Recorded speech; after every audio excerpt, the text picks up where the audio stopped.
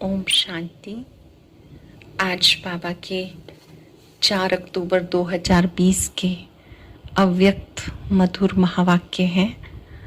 आज के महावाक्यों को हम सब अटेंशन से सुनेंगे और सभी इम्पोर्टेंट बातों को अपनी डायरी में नोट करेंगे और दिन भर में उनको रिवाइज करते हुए उसका स्वरूप बनेंगे, क्योंकि हमारा लक्ष्य केवल सुनना नहीं, वैसा बनना है। आज की मुरली में बाबा ने दृढ़ संकल्प का महत्व समझाया कि दृढ़ता के द्वारा आप स्वयं में परिवर्तन लाते हो। साथ साथ अगर किसी में कोई कमजोर संकल्प बार बार चलते हैं तो बाबा ने उसकी विधि बताई ठीक करने की, कि आप बाबा की मुरली को 2-4 बार ध्यान से पढ़ो, बार बार पढ़ो और रिवाइज करो। एक बहुत सुंदर बात बाबा ने कही कि आज बाबा सब बच्चों की विशेषताओं को देख रहे थे और इस विशेषताओं से ही आप बहुत भाग्यवान बच्चे बन गए। बाबा ने कहा कि इस समय स्नेह की शक्ति से ही आप में परिवर्तन आया है। यहाँ जब आप मिलने आते हो अव्यक्त बाप दादा से तो समय की सीमा है। जैसे मधुबन में मिलने के लिए जाते हैं, दादी जी के तन में प्रवेशता होती है, तो समय की एक सीमा होती है कि हम कितनी देर तक मिल सकते हैं, कितनी देर तक बाबा की मुरली चलेगी, अव्यक्त दृष्टि से मुलाकात होगी। लेकिन बाबा ने कहा कि जब आप वतन में आते हो, वो आपके मिलन के लिए कोई समय सीमा नहीं, कभी भी आ सकते हो, कितनी देर भी मिलन मना सकते हो, क्योंकि वो हमें बुद्धि से मिलन मनाना होता है, मन बुद्धि से बाबा के पास जाना होता है। इस तरह से बाबा ने आज की मुरली में बहुत ही सुंदर सुंदर बातों को स्पष्ट किया और बाबा के सामने निमित्त मात्र डबल विदेशी ग्रुप बैठा हुआ है। हर एक ही अनुभव करे बाबा ने जो कहा वो मेरे लिए कहा। वैसे तो हम सब विदेशी हैं, क्योंकि परम धाम से यहाँ पर पार्ट बजाने के लिए आए हैं, लेकिन जो विदेश में रहने वाले भाई बहनें हैं वो भारत से भी दूर हो गए, इसलिए बाबा उनको डबल विदेशी कहते हैं। अब हम सुनते हैं आज की बाबा की रूहान, बाबा की बातचीत, बाबा के शब्दों में। मुरली का सार है डबल विदेशी बच्चों से बाप दादा की रूहान, बाप दादा की मुलाकात, बच्चों के साथ बातचीत। आज बाप दादा चारों ओर के डबल विदेशी बच्चों को वतन में इमर्ज कर सब बच्चों की विशेषताओं को देख रहे थे। आप साथ साथ चित्र बनाएंगे कि बाबा ने हमें भी वतन में इमर्ज किया और हमारी विशेषताओं को देखा, क्योंकि सभी बच्चे विशेष आत्माएं हैं, तभी बाबा के बने हैं, अर्थात श्रेष्ठ भाग्यवान बने हैं। सभी बच्चे बाबा के बने अर्थात भाग्यवान बने। विशेष सभी हैं, फिर भी नंबरवार तो कहेंगे। तो आज बाप दादा बच्चों को विशेष रूप से देख रहे थे। थोड़े समय में चारों ओर के भिन्न भिन्न रीति रस्म मान्यताएं होते हुए एक मान्यता वाले, एक मत वाले बन गए। भिन्न भिन्न रीति रस्म है डबल विदेशी भाई बहनों की, फिर भी बाबा ने कहा एक मत वाले बन गए। बाप दादा विशेष 2 विशेषताएं मेजॉरिटी में देख रहे हैं। एक तो स्नेह के संबंध में बहुत जल्दी बंध गए हैं। बाबा उनकी विशेषता बता रहे हैं कि स्नेह के संबंध में बहुत जल्दी बंध गए हैं। स्नेह के संबंध में, ईश्वरीय परिवार का बनने में, बाप का बनने में अच्छा सहयोग दिया है। बाबा के प्रति स्नेह उत्पन्न हुआ, ब्राह्मण परिवार के प्रति स्नेह उत्पन्न हुआ। इस कारण परिवर्तन शक्ति को सहज प्रैक्टिकल में लाया। स्नेह में आने की विशेषता, स्नेह के कारण परिवर्तन शक्ति सहज प्रैक्टिकल में लाया। स्व परिवर्तन, साथ साथ हम जिन्स के परिवर्तन में अच्छी लगन से आगे बढ़ रहे हैं। खुद में भी बदलाव, अपने हम जिन्स में भी, साथियों में भी बदलाव लाने में आगे बढ़ रहे हैं। तो स्नेह की शक्ति और परिवर्तन करने की शक्ति, दोनों विशेषताओं को हिम्मत से धारण कर अच्छा सबूत दिखा रहे हैं। आज वतन में बाप दादा आपस में बच्चों की विशेषता पर रूहान कर रहे थे। ब्रह्मा बाबा शिव बाबा बच्चों की विशेषताओं पर आपस में रूहान कर रहे थे। नहीं, जैसे घर में बच्चे के गुण पर कभी कभी माता पिता विचार करते हैं, दोनों बात कर रहे होते हैं, तो ऐसे ही वतन में बाबा विशेषता पर रूहान कर रहे थे। अब इस वर्ष के अव्यक्त का व्यक्त में मिलने का सीजन कहो व मिलन कहो समाप्त हो रहा है। तो बाप दादा सबकी रिजल्ट देख रहे थे। ये रिवाइज डेट मार्च मास की है, तो बाबा ने कहा कि क्योंकि वो सीजन का लास्ट था, तो बाबा ने कहा कि बाबा बच्चों के रिजल्ट देख रहे हैं। वैसे तो अव्यक्त रूप से अव्यक्त स्थिति से सदा का मिलन है ही और रहेगा। अव्यक्त रूप से बुद्धि योग के द्वारा कभी भी हम वतन में जा सकते हैं, बाबा से मिलकर शक्तियां ले सकते हैं, वरदान ले सकते हैं। वो मिलन तो सदा रहा है और रहेगा, लेकिन साकार रूप द्वारा मिलने का समय निश्चित करना पड़ता है। पहले जैसे ब्रह्मा बाबा के तन में आए बाबा, अभी गुलजार दादी के माध्यम से, तो बाबा ने कहा कि यहाँ पर तो समय निश्चित करना पड़ता है और इसमें समय की हद रखनी पड़ती है। अव्यक्त रूप के मिलन में समय की हद नहीं है। जो जितना चाहे उतना मिलन मना सकते हैं। अव्यक्त शक्ति की अनुभूति कर स्वयं को, सेवा को सदा आगे बढ़ा सकते हैं।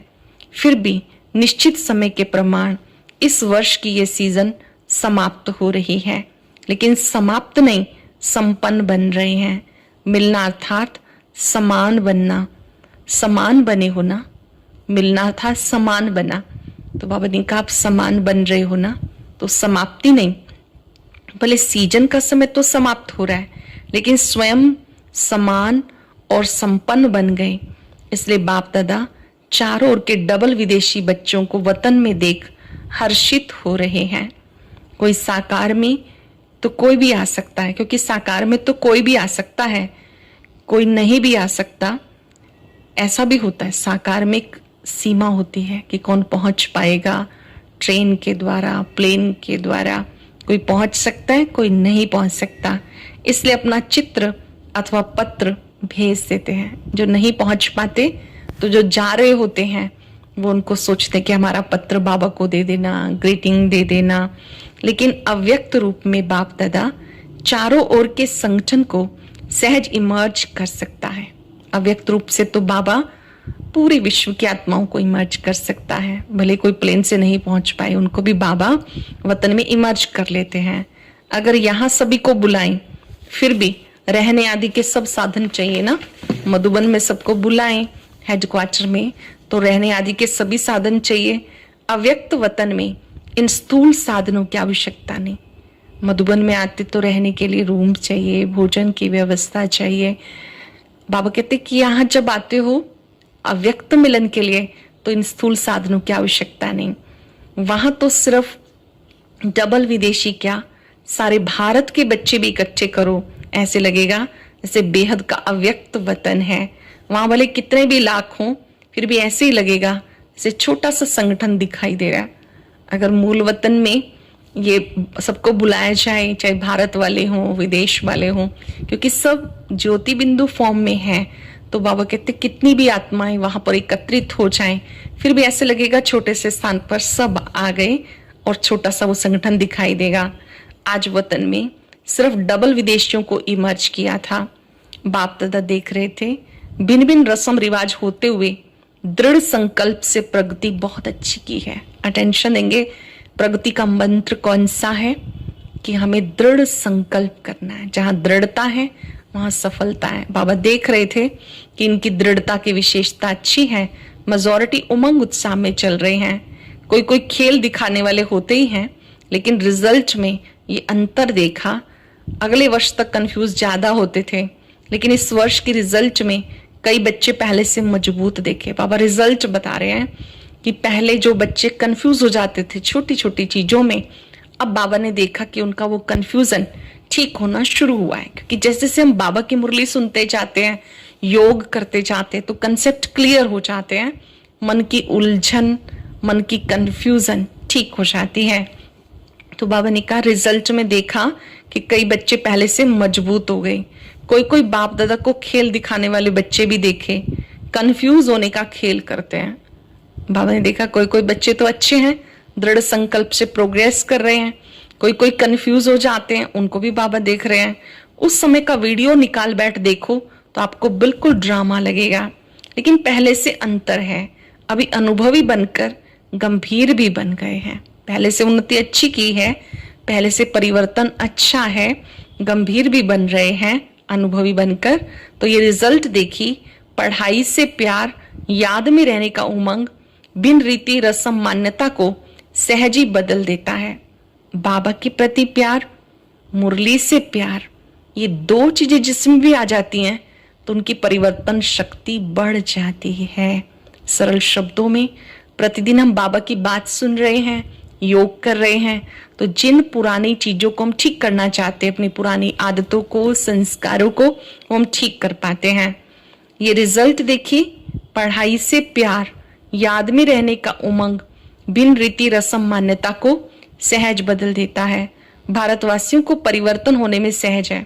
देवताओं को जानते हैं, शास्त्रों के मिक्स नॉलेज को भी जानते हैं।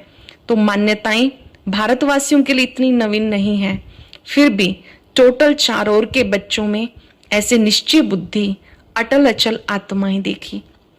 भारतवासियों के लिए बाबा की बातों को सुनना, अपनाना फिर भी सहज है, क्योंकि पहले से एक भक्ति की बैकग्राउंड बनी होती है, तो समझ में आता है भक्ति का फल देने बाबा आया है। तो बाबा ने कहा कि उनके लिए तो फिर भी सहज है, लेकिन विदेशियों के लिए, क्योंकि उनका कल्चर डिफरेंट है, फिर भी वो बाबा की बातों को समझना शुरू कर रहे हैं।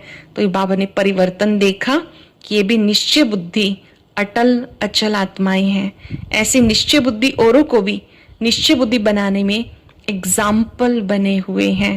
पर ब्रह्मा की रचना दो प्रकार की गाई हुई है। कौन से है ब्रह्मा की रचना? एक है ब्रह्मा के मुख से ब्राह्मण निकले, दूसरी रचना ब्रह्मा ने संकल्प से सृष्टि रची। ध्यान से समझेंगे। एक तो डायरेक्ट जिन्होंने ब्रह्मा मुख से ज्ञान सुना, जैसे हमारी दादियां हैं, वरिष्ठ भाई हैं, इन्होंने डायरेक्ट ब्रह्मा बाबा के तन में शिव बाबा को देखा। एक है जो ब्रह्मा बाबा के अव्यक्त होने के बाद फिर बाबा के बने, जैसे हम सब बाबा की अव्यक्त रचना है। एक तो मुख वंशावली है और हम है संकल्प की रचना। जब बाबा साकार में थे तो बाबा हम सबको याद किया करते थे कि अंत में बच्चे आएंगे। आप सब भी जो सुन रहे हैं, अभी जुड़े हैं बाबा से, तो आप भी बाबा की संकल्प की रचना है। बाबा ने आपको संकल्पों में याद किया था कि नए नए बच्चे भी आएंगे और वो फास्ट चले जाएंगे। सरल शब्दों में जो विदेशी भाई बहने हैं वो भी बाबा की संकल्प की रचना है। बिन बिन रस्म रिवाज के पर्दे के अंदर होते भी अब बाबा के बन गए। ये बाबा की शक्तिशाली रचना है। कईयों का अनुभव भी है, जैसे बुद्धि को विशेष कोई प्रेरित करके समीप ला रहा है। ब्रह्मा के शक्तिशाली संकल्प के कारण ब्रह्मा के चित्र को देखते ही चैतन्यता का अनुभव होता है। चैतन्य संबंध के अनुभव से आगे बढ़ रहे हैं। तो बाप दादा रचना को देख हर्षित हो रहे हैं। अभी आगे और भी शक्तिशाली रचना का प्रत्यक्ष सबूत देते रहेंगे। आगे चलकर और भी बाबा की शक्तिशाली रचना तैयार होगी, वो भी सबूत देते रहेंगे। डबल विदेशियों की सेवा के समय के हिसाब से अब बचपन का समय समाप्त हुआ। अब अनुभवी बन औरों को अचल अडोल बनाने का, अनुभव कराने का समय है। बचपन में क्या करते हैं हम? छोटी छोटी बातों में रुष्ट हो जाते हैं, चलते चलते परेशान हो जाते हैं। बाबा कहते हैं भी छोटी छोटी आदतें छोड़कर अनुभवी बन, अचल अडोल बन जाओ, औरों को भी अचल अडोल बनाओ। अभी खेल करने का समय समाप्त हो गया। अब सदा समर्थ बन, निर्बल आत्माओं को समर्थ बनाते चलो। सदा समर्थ बन, निर्बल आत्माओं को समर्थ बनाते चलो। आप लोगों में निर्बलता के संस्कार होंगे तो दूसरों को निर्बल बनाएंगे। समय कम है, रचना ज्यादा से ज्यादा आने वाली है। इतनी संख्या में खुश नहीं हो जाना कि बहुत हो गए, अभी तो संख्या और बढ़नी है। बाबा के बच्चे धीरे धीरे बढ़ते जाते हैं, ये झाड़ धीरे धीरे बढ़ता है। बाबा कहते इतने में खुश नहीं हो जाओ, अभी तो और संख्या बढ़ने वाली है। लेकिन जैसे आपने इतना समय पालना ली और जिस विधि से आप लोगों ने पालना ली, अब वो परिवर्तन होता जाएगा। जैसे 50 वर्षों की पालना वाले गोल्डन जुबली वालों में और सिल्वर जुबली वालों में अंतर रहा, ऐसे पीछे आने वालों में अंतर होता जाएगा। तो थोड़े समय में उन्हें शक्तिशाली बनाना है, थोड़े से वक्त में ही आपको उन्हें शक्तिशाली बनाना है। स्वयं उनकी श्रेष्ठ भावना तो होगी ही, लेकिन आप सबको भी ऐसे थोड़े समय में आगे बढ़ने वाले बच्चों को अपने संबंध संपर्क का सहयोग देना है, जिससे उनको सहज आगे बढ़ने का उमंग और हिम्मत आए। आपको अपना साथ देकर उनमें हिम्मत और उमंग का संचार करना है। अब ये सेवा बहुत होनी है। सिर्फ अपने लिए शक्तियां जमा करने का समय नहीं, अपने साथ औरों के प्रति भी शक्तियां इतनी जमा करनी है जो औरों को भी सहयोग दे सको। सिर्फ सहयोग लेने वाले नहीं, देने वाले बनना है। दूसरी आत्माओं को सहयोग देने वाले बनना है। जिनको 2 वर्ष भी हो गया, उनके लिए 2 वर्ष भी कम नहीं, थोड़े समय में सब अनुभव करना है। जैसे वृक्ष में दिखाते हो ना, लास्ट आने वाली आत्माएं भी 4 स्टेजेस से पास होती हैं। जैसे कल्प वृक्ष में दिखाते हैं कि कोई आत्माएं लास्ट में भी आती हैं, तो भी उनको सतो प्रधान, सतो सामान्य, सतो रजो तमो से पास होना है। फिर चाहे 10-12 जन्म भी क्यों ना हो, कितने भी हों, तो पीछे आने वालों को भी थोड़े समय में सर्व शक्तियों का अनुभव करना ही है। स्टूडेंट लाइफ का भी साथ साथ सेवाधारी का भी अनुभव करना है। जो लास्ट में आने वाले, उनको भी स्टूडेंट लाइफ का और सेवाधारी का भी ध्यान से समझेंगे। जब हम बाबा के बच्चे रोज पढ़ना शुरू करते हैं तो हम गॉडली स्टूडेंट हैं। फिर जब हम यज्ञ की सेवाओं से जुड़ जाते हैं तो हम सेवाधारी भी हैं, तन से, मन से, धन से सेवा करने वाले। तो उनको ये भी अनुभव करना है। सेवाधारियों को सिर्फ कोर्स कराना या भाषण करना नहीं, सेवाधारी अर्थात सदा उमंग उत्साह का सहयोग देना, शक्तिशाली बनाने का सहयोग देना। सिर्फ भाषण करना ही सेवा नहीं, ज्ञान सुनाना ही सेवा नहीं, पर कोई आत्मा कमजोर है, उसके अंदर बल का संचार करना, ये सहयोग भी देना है। थोड़े समय में सर्व सब्जेक्ट पास करनी है। इतना तीव्र गति से करेंगे तभी तो पहुंचेंगे ना। इसलिए 1-2 का सहयोगी बनना, 1-2 के योगी नहीं बन जाना, 1-2 से योग लगाना नहीं शुरू कर देना, एक दूसरे से योग लगाना नहीं शुरू कर देना कि हम बाबा को भूलकर जो सहयोग दे उसी को ही याद करने लग जाएं। ऐसे नहीं, याद बाबा को करना है। सहयोगी आत्मा सदा सहयोग से बाबा के समीप और समान बना देती है।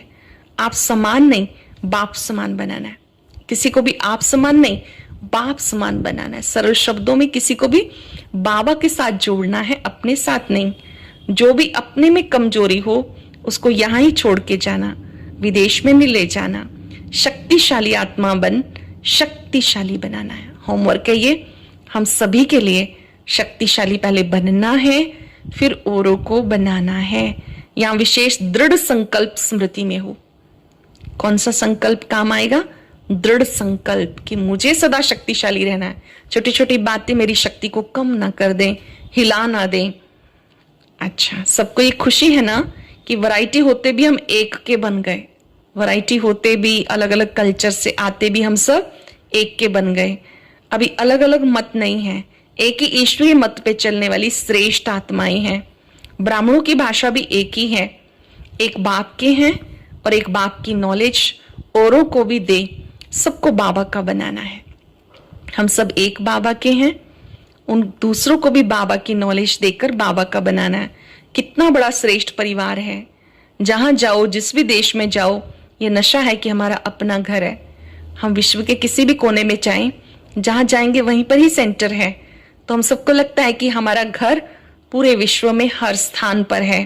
तो कितना बड़ा आपका बाबा कहते हैं घर है, कितना बड़ा परिवार है। जहां जाओ, जिस देश में जाओ, ये नशा है कि हमारा अपना घर है। जहां भी हमें झंडा दिखाई देता है, बोर्ड दिखाई देता है, बाबा के बच्चे दिखाई देते हैं बैच लगाए हुए, तो क्या लगता है कि ये हमारा अपना घर है। सेवा स्थान अर्थात अपना घर। ऐसा कोई भी नहीं होगा जिसको इतने सारे घर हों। अगर आप लोगों से कोई पूछे आपके परिचित कहाँ कहाँ रहते हैं, आपके परिचित कहाँ कहाँ रहते हैं, कहेंगे सारे वर्ल्ड में। जहां जाओ अपना ही परिवार है, कितने बेहद के अधिकारी हो गए, सेवाधारी हो गए। सेवाधारी बनना अर्थात अधिकारी बनना, ये बेहद की रूहानी खुशी है। अभी हर स्थान पर अपनी शक्तिशाली स्थिति से विस्तार को प्राप्त हो रहा है। पहले थोड़ी मेहनत लगती है, फिर थोड़े एग्जाम्पल बन जाते हैं, उनको देखकर दूसरे आगे बढ़ते हैं। कोई भी सेंटर खोलते हैं, शुरू में मेहनत लगती है, थोड़े से अच्छे बाबा के बच्चे वहां तैयार हो जाते हैं, उन सैंपल को देखकर और तैयार हो जाते हैं, आगे बढ़ते हैं। बाप दादा सब बच्चों को यही श्रेष्ठ संकल्प बार बार स्मृति में दिलाते हैं। सदा स्वयं भी याद और सेवा के उमंग उत्साह में रहेंगे। खुशी खुशी से आगे तीव्र गति से बढ़ते चलो, दूसरों को भी उमंग उत्साह से आगे बढ़ाते चलो। पहले खुद उमंग उत्साह में रहो, औरों को भी उमंग उत्साह में लाते आगे बढ़ाते चलो। चारों ओर के साकार में नहीं पहुंच सके, उनके चित्र और पत्र पहुंच गए। कोई ने सोचा था, प्लान किया था मधुबन जाएंगे, किसी कारणवश नहीं पहुंच पाए, तो उन्होंने पत्र भेजे, अपने चित्र भेजे। सबके रिस्पॉन्ड में बाप दादा पदम गुणा दिल का याद प्यार दे रहे हैं। जिन्होंने भी पत्र भेजा, चित्र भेजा, ग्रीटिंग भेजा, बाबा सभी को दिल से याद प्यार दे रहे हैं। जितना अभी उमंग उत्साह खुशी है, उससे और पदम गुणा बढ़ाओ। कोई ने अपनी कमजोरियों का समाचार भी लिखा है। अब ध्यान से सुनेंगे, कमजोरियां कैसे मिटानी है। हर एक में कोई ना कोई कमजोरी है ना, कोई भी सर्वगुण संपन्न नहीं है, तो कमजोरियों को कैसे मिटाना है वो बाबा ने आज विधि बताई। अपनी कमजोरियों का समाचार भी लिखा है। उनके लिए बाप दादा कहते हैं, लिखा अर्थात बाबा को दे दिया। कोई पत्र लिखते हैं बाबा को, बाबा मुझ में ये कमी है। जिस घड़ी आपने सोचा कि मैंने बाबा को लिख के देना है, पेन उठाया, लिखना शुरू किया, बाबा के पास पहुंच गया। दी हुई चीज फिर अपने पास नहीं रह सकती। कमजोरी दे दी, फिर उसको संकल्प में भी नहीं लाना। कमजोरी दे दी बाबा को, लिख के दे दी, फिर उसको बार बार बुद्धि में याद नहीं करना। तीसरी बात, कभी भी किसी भी स्वयं के संस्कार व संगठन के संस्कारों या वायुमंडल की हलचल से दिल शिकस्त नहीं होना। कभी कभी हम अपनी कमजोरी से दिल शिकस्त हो जाते हैं, उसके लिए विधि बताई, लिखकर बाबा को दे दो। कोई अपनी नहीं पर दूसरों की कमियों से विचलित हो जाते हैं, उनके व्यवहार से विचलित हो जाते हैं, वायुमंडल की हलचल से दिल शिकस्त हो जाते हैं। तो उसके लिए बाबा ने समाधान बताया, सदा बाबा को कंबाइंड रूप में रख, दिल शिकस्त से शक्तिशाली बन आगे उड़ते रहो। बाबा के साथ कंबाइंड हो जाओ। बाबा को जैसे आत्मा और शरीर कंबाइंड है, ऐसे बाबा को अपने साथ रखो, तो कभी भी दिल शिकस्त नहीं होंगे, डिसहार्टेड नहीं होंगे, निराश नहीं होंगे। हिसाब किताब चुकता हुआ अर्थात बोझ उतरा, खुशी खुशी से पिछले बोझ को भस्म करते जाओ। जहां भी हिसाब किताब है, खुशी खुशी से भस्म करते जाओ। बाप दादा सदा बच्चों के सहयोगी हैं, ज्यादा सोचो भी नहीं। व्यर्थ सोच भी कमजोर कर देता है। जो व्यर्थ सोचते रहते हैं, ये व्यर्थ सोच भी कमजोर कर देता है। जिसके व्यर्थ संकल्प ज्यादा चलते हैं, 2-4 बार मुरली पढ़ो, मनन करो, पढ़ते जाओ, कोई ना कोई पॉइंट बुद्धि में बैठ जाएगी। शुद्ध संकल्पों की शक्ति जमा करते जाओ। मुरली सर्वश्रेष्ठ खजाना है। इसलिए बाबा ने बहुत सुंदर बात हमें सिखाई कि उठते न्यूज़पेपर नहीं, मुरली से दिन की शुरुआत करो, ताकि अच्छी अच्छी बातें बुद्धि में घूमती रहें, व्यर्थ का किचड़ा निकल जाए। शुद्ध संकल्पों की शक्ति जमा करते जाओ तो व्यर्थ खत्म हो जाएगा। समझा? बाबा कहते बाबा की बात को समझा। बहुत ही सुंदर शब्दों में बाबा ने पक्का कराया। अच्छा, चारों ओर के सब बच्चों को विशेष स्नेह संपन्न याद प्यार। सदा स्नेही शक्तिशाली बच्चों को बाप दादा का याद प्यार और नमस्ते। रूहानी बच्चों की रूहानी बाप दादा को नमस्ते, गुड मॉर्निंग, शुक्रिया बाबा, शुक्रिया। आज की मुख्य बात रिवाइज कर लेंगे। बाबा ने बच्चों की विशेषताएं देखी, स्नेह की शक्ति, परिवर्तन शक्ति को देखा, वतन का निमंत्रण दिया, जितनी देर चाहो मिलन मनाओ। आज का वरदान, रूहानियत की श्रेष्ठ स्थिति द्वारा वातावरण को रूहानी बनाने वाले सहज पुरुषार्थी भव। रूहानियत की श्रेष्ठ स्थिति द्वारा वातावरण को रूहानी बनाने वाले सहज पुरुषार्थी भव। रूहानियत की स्थिति द्वारा अपने सेवा केंद्र का ऐसा वातावरण बनाओ जिससे स्वयं की और आने वाली आत्माओं की सहज उन्नति हो सके, क्योंकि जो भी बाहर के वातावरण से थके हुए आते हैं उन्हें एक्स्ट्रा सहयोग की आवश्यकता होती है, इसलिए उन्हें रूहानी वायुमंडल का सहयोग दो। बाहर से कोई भी आते हैं, वहां के वातावरण से, परिस्थितियों से थके हुए आते हैं, तो सेंटर का वातावरण रूहानी हो, सहज पुरुषार्थी बनो और बनाओ। हर एक आने वाली आत्मा अनुभव करे ये स्थान सहज ही उन्नति प्राप्त करने का है। स्लोगन है, वरदानी बन, शुभ भावना शुभकामना का वरदान देते रहो। वरदानी बन, शुभ भावना शुभकामना का वरदान देते रहो। आज हम बाबा से वायदा करेंगे, हम सदा शक्तिशाली बन औरों को भी शक्तिशाली बनाएंगे। ओम शांति। एक जरूरी सूचना। कई बार कुछ भाई बहनें कहते हैं कि हम योग भी लगाते हैं और पूरा श्रीमत पर भी चलते हैं, फिर भी कोई ना कोई विघ्न आता रहता है, क्या वजह है? तो आज इस विषय पर एक बहुत अच्छी क्लास नए चैनल पर अपलोड की गई है, सभी जरूर सुने। उसे देखने के लिए ऊपर स्क्रीन पर दिखाई दे रहे बॉक्स पर क्लिक करें और अव्यक्त मुरली सुनने के लिए नीचे कमेंट सेक्शन में लिंक दिया गया है।